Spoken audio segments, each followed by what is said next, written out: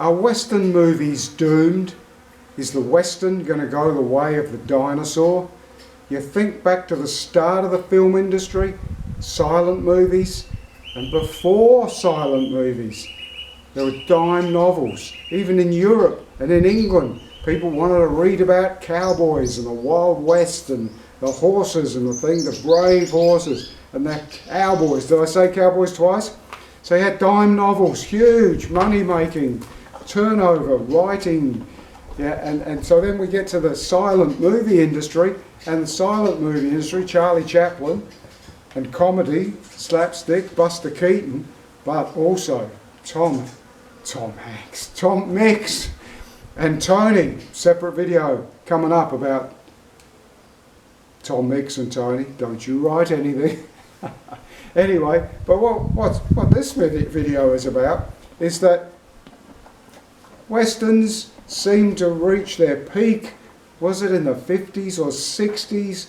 Randolph Scott and all of those actors that made John Wayne and Jimmy Stewart, they pumped out some fantastic quality cowboy movies. You look at Major Dundee and Peckinpah, and so it was a really big industry.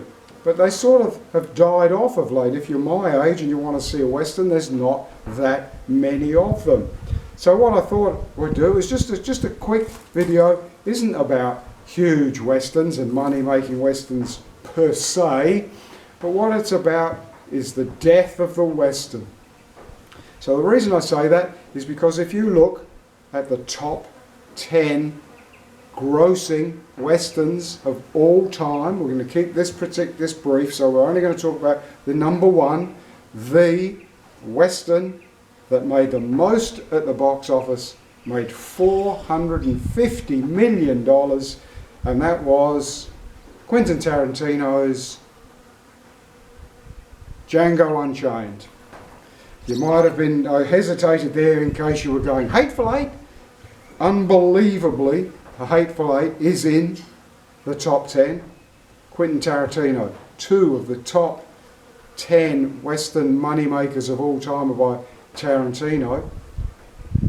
Just a quick aside, because I wasn't going to go into the top 10. Quick aside, have to do it, is number 4, Clint Eastwood, Unforgiven. So, Clint Eastwood did make it in there as a director star. Unforgiven, 4th.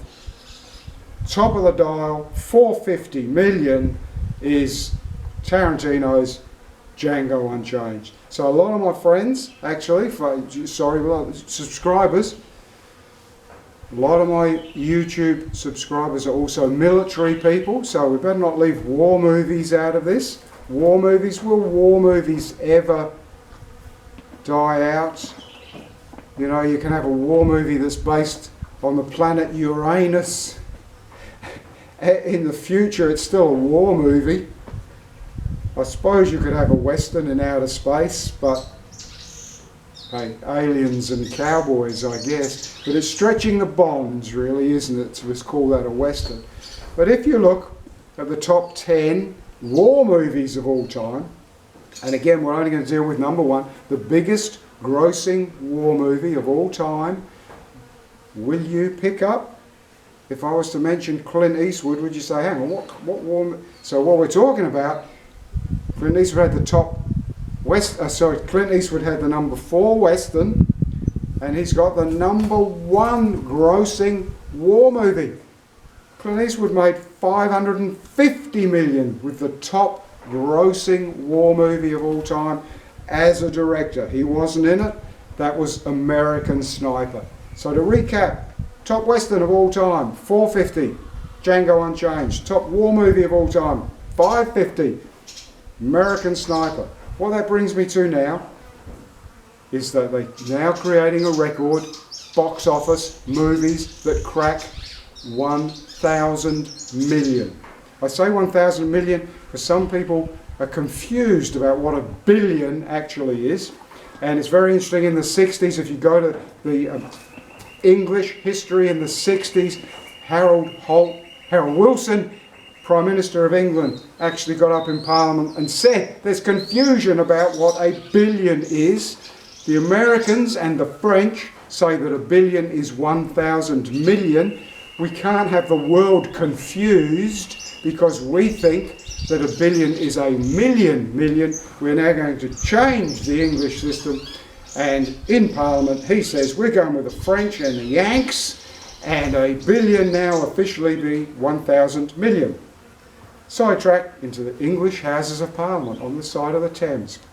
All right, moving on. So, about 90 odd movies have actually cracked 1,000 million at the box office. And this is where it gets to where I've said to you about will westerns die? Because there is obviously not a single western in the 96 movies that have cracked $1 billion, and it doesn't even come close. 450 is not even halfway to that $1 billion mark.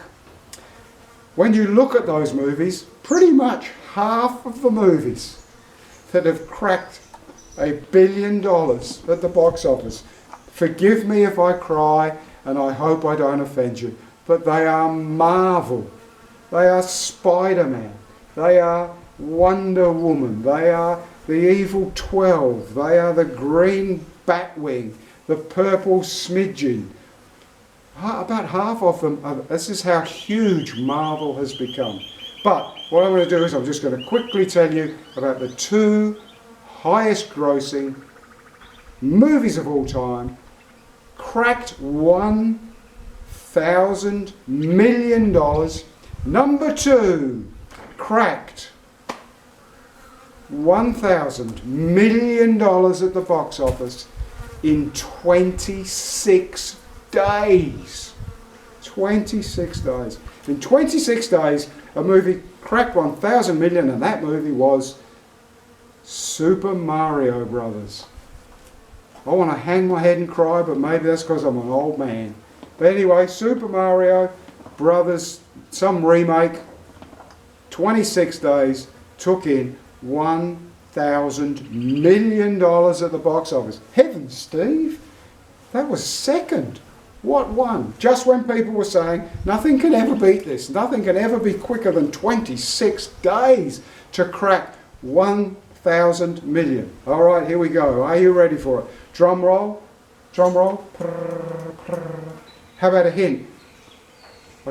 Shame I haven't got a Palomino. Nudge, nudge, wink, wink. Suicide Blonde. Died by her own hand. Yes? Why don't you go out and buy the very rare Divorce Barbie? Divorce Barbie comes with all of Ken's stuff. So yes, of course, the number one, mind-blowing, unbelievable $1,000 million taken at the box office, faster than the Mario Brothers. Mario Brothers took 26 days. The movie Barbie, released about a month ago, means nothing on this video, so released about July of 2023, 12 days. In 12 days, the movie Barbie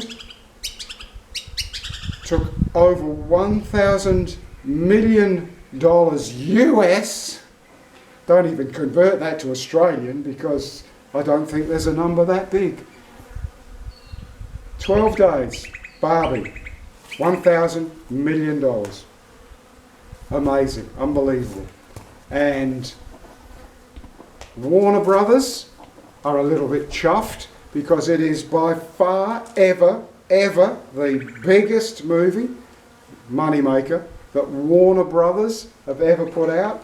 And not only is it setting all these other records, the other thing is, feel free to make a comment. If you're female and watching this, make a comment. Because the other thing is, it set all these records and it was directed by a woman. So it has also become the biggest grossing movie directed by a woman.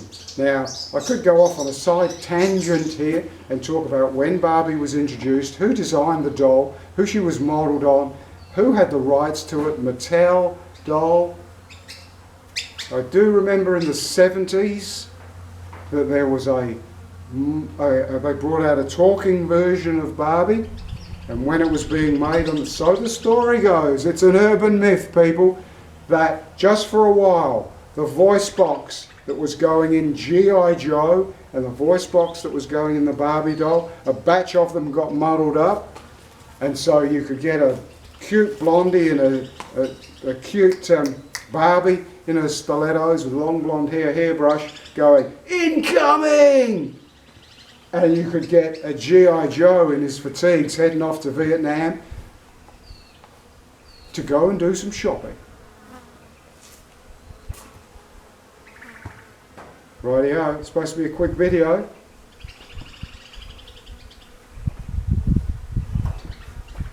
So there you have it, quick video. Is it the end of life as we know it? It's certainly, I think, the end of Westerns. They will just die out and they'll become a thing of the past, much like Tom Mix and Tony silent movies. Cheers, till we meet again. Thanks. Subscribe, click like, make a comment.